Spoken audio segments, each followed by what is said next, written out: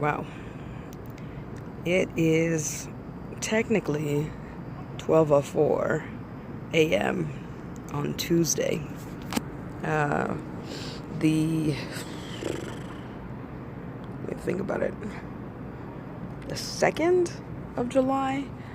Wednesday's the 3rd, Thursday's the 4th, so the 5th is Friday. Yeah, I think that's it. So we are on the early morning hours of Tuesday. As you can see behind me, the city is still very lit up. It's just how it is. I wanted to just mention that there were a few times today, well, really Monday, because it's been very minimal time on Tuesday. There's a few times on Monday that I was really emotional. And I think that a lot of that was, well, I was listening to music, which I really shouldn't have, right? That's an emotional stressor. Oh, somebody wants to say hi.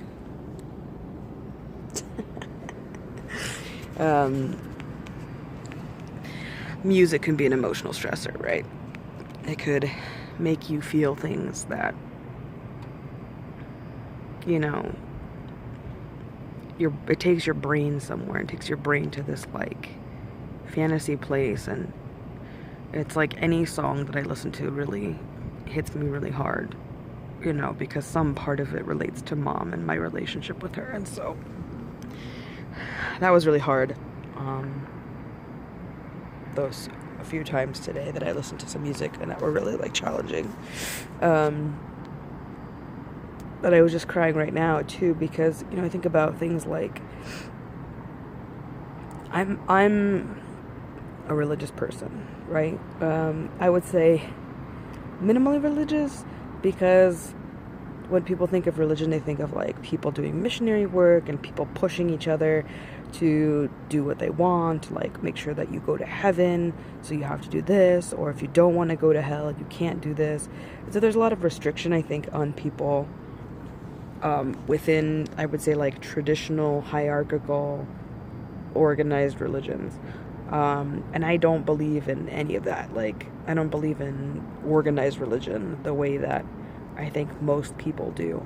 And so for me, like, there is no in between me and God, like, it's just me and God. We have a relationship, and God is whatever I want God to be. And so that doesn't mean that God is a person or a thing. It's, for a lot of times when I think about it, God is something that I can't describe. That is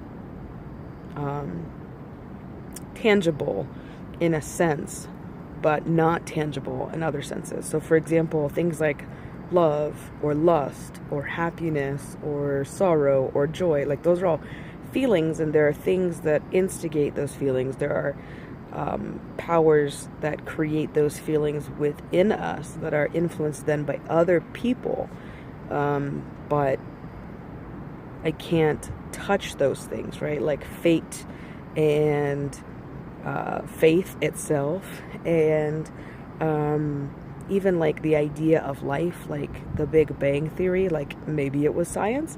I believe it probably was science, but, like, that science, regardless of how scientific you get in explaining it, to me is what makes God, because how can you just have an explosion of a star, and then all of a sudden you have this life form growing on these pieces of rock? Like, to me, that's insane. Like, I can't think of how science could explain that 100%. And so there are parts and aspects of science that I consider pseudoscience, because I could go into the theories and I could read the theories, like string theory and quantum physics and all that shit, but I don't necessarily find that it is going to explain everything.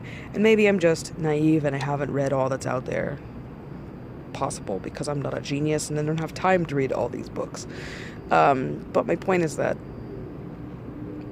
these are the things that I consider God.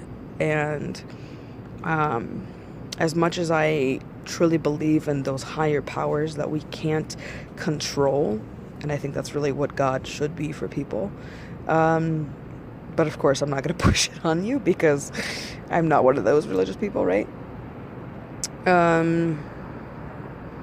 I still don't have any evidence or any proof of what happens in an afterlife. And we're probably never going to have concrete proof. The only thing that we have are people's experiences when they, come close to dying and they get to their side, or they're in a coma and then they say, somebody told me to turn back, or I saw a light but I didn't walk toward it, I walked away because it wasn't my time. Like, people say these things all the time, but none of that is conclusive. None of it is even close to semi-scientific.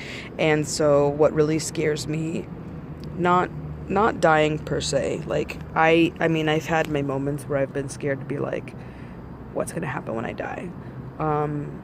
But at least right now, what's really affecting me is the fear that my mom might not be in a better place. My mom might not be anywhere, because as a Jewish person, part of our religion teaches us that we know what we know and we don't know what we don't know.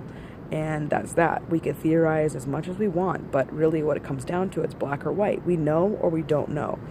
And when it comes down to the afterlife and all that, like, I don't know what happens after. And, because we have this construct in our minds that we build as religious people, that like looking up or looking forward are ways to look at God or angels or whatever you believe in, spirits of people that have passed. And so I look at the sky and I talk to my mom, and I don't know if she could hear me. I don't know if she's up there somewhere, or, really Jewish tradition says that people who pass go to the ground. They return to God through the ground. So maybe I'm looking the wrong direction, but I'd like to think that my mom is up there with the stars. It would make sense scientifically, because if all life was born out of stardust and ashes to dust to dust, that she should be up there somewhere with the stars.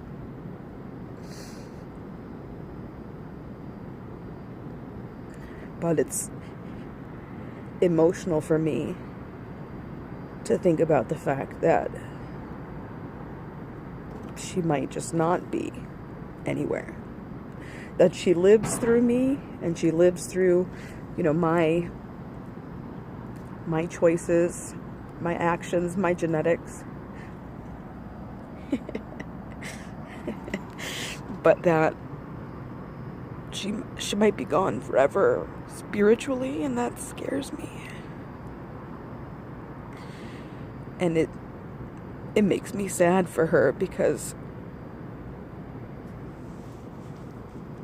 she didn't deserve any of this shit that she got here. She didn't deserve any of it. And of course I'm gonna have regrets. Of course I'm gonna be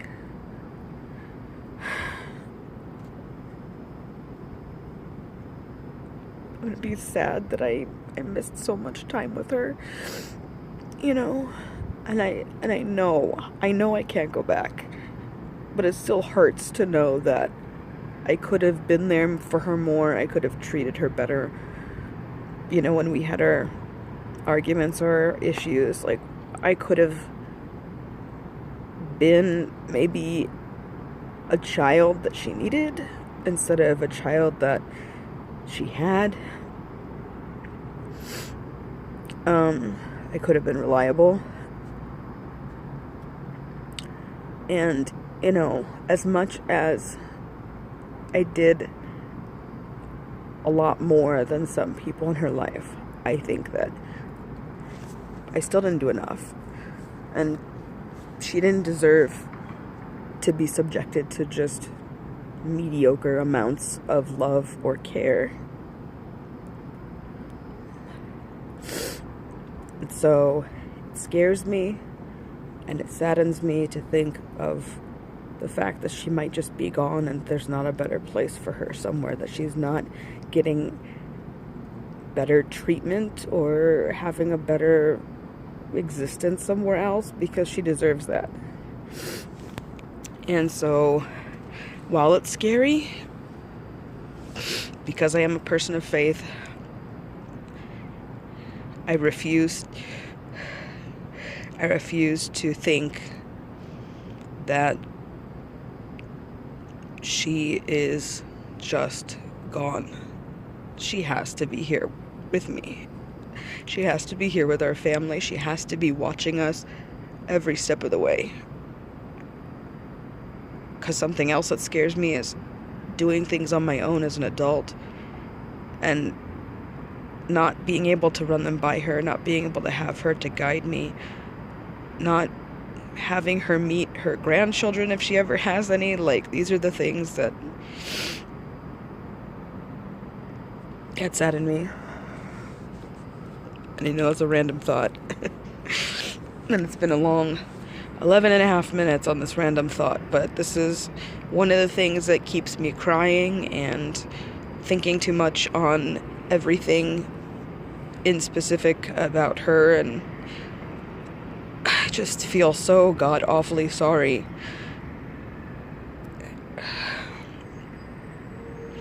that I couldn't give her a better existence while she was here. And so I pray to God, whatever that means, that she has a better existence somewhere else, and that she is watching over us, and that she will continue to be here for us when we need her. I think that's it for today.